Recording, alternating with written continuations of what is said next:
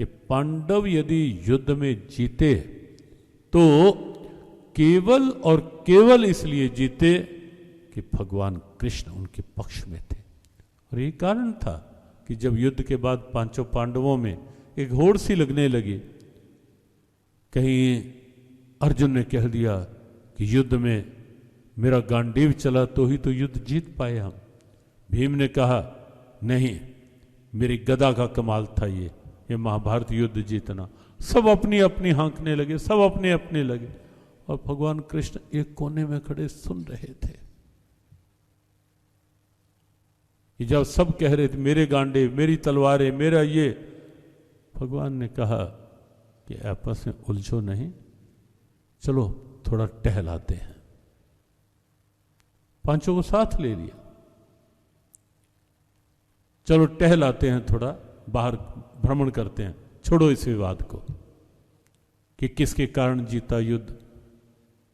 अब सीधा तो कह नहीं सकते थे ना कृष्ण कि अरे पगलो, युद्ध जिसके कारण जीता वो तो तुम्हारे पीछे खड़ा है। ये तो कह नहीं सकते थे।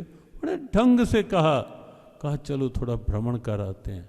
ले गए और चलते चलते वहां पहुंच गए जहां बर्बरीक का सर ऊंचाई पर रखा हुआ था। ये युद्ध के पश्चात की बात है। बर्बरीक का कटा हुआ सर, वचन लिया हुआ था कि युद्ध भले ही नहीं शीश का दान किया था कि ऐसे स्थान पर जहां पूरा महाभारत युद्ध में देखता रहूं।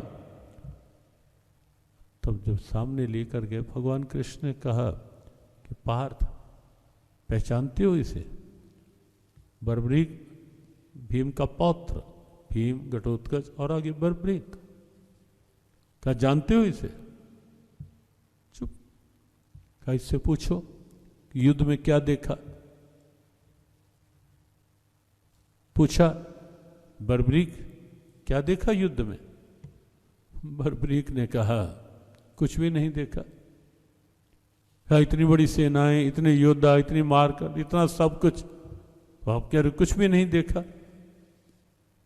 एक आप ही तो हो जो पूरे 48 को उसका सारा युद्ध का दृश्य देख रहे थे, फिर ये कैसे कुछ भी नहीं देखा? कहाँ देखा? बस केवल यही देखा कि जिधर भी देखा उधर चलता हुआ श्री कृष्ण का चक्र देखा।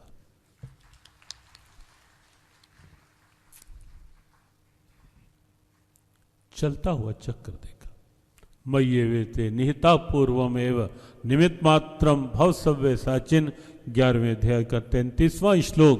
भगवान ने कहा, पार्थ, ये सब तो मेरे द्वारा पहले ही मारे जा चुके हैं। 11वें अध्याय का 33वां श्लोक है। ये सब तो मेरे द्वारा मारे जा चुके। मय्येवेते निहिता पूर्वमेव। तुझे निमित्त बनना है तो बन जा पार्थ, अहंकार ना कर कि मैं ही करूंगा तो होगा।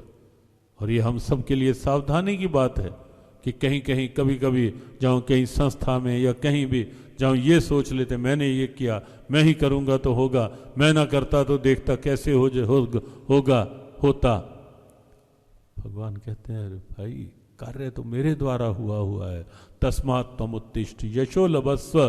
तुम्हें यश पाना है तो पालो, नहीं तो कार्य तो जो होना है वो तो मेरे द्वारा, मेरा कार्य है तो मेरे द्वारा हुआ है। पहले से तुम निमित्त बन जाओ।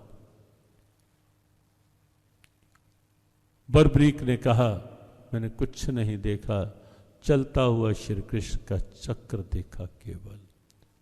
तो सत्य ये था कि महाभारत युद्ध में पांडवों की विजय न अर्जुन के गांडीव के कारण थी, न भीम की गदा के कारण थी, न नकुल सहदेव की तलवारों के कारण थे, न युधिष्ठिर के रण कौशल या किसी और कारण थे।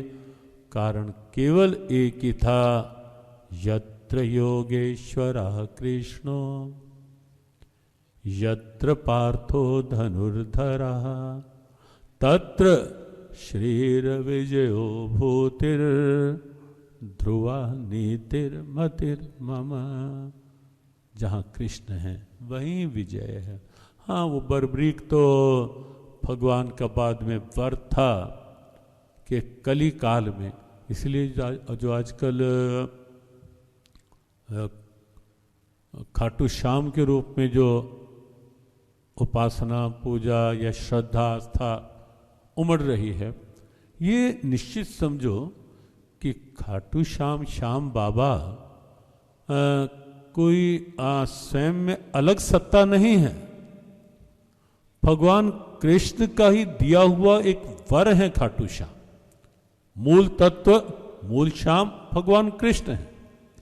हाँ, कलिकाल के लिए उन्होंने ये संकेत किया बर्बरीक के त्याग को देख करके कि तेरी शीश के दानी के रूप में कलिकाल में मैं अपना नाम तेरे साथ जोड़ रहा हूं और उस रूप में कलिकाल में तेरी उपासना, पूजा होगी। तो ये भगवान कृष्ण का ही दिया हुआ एक नाम, दिया हुआ वर जो आज खाटू श्याम के रूप में, तो आपकी संज्ञान के लिए कि खाटू श्याम हमारे मूल भगवान कृष्ण के ही वर का एक भाव और प्रभाव इस रूप में आजकल जो है। अस्तु।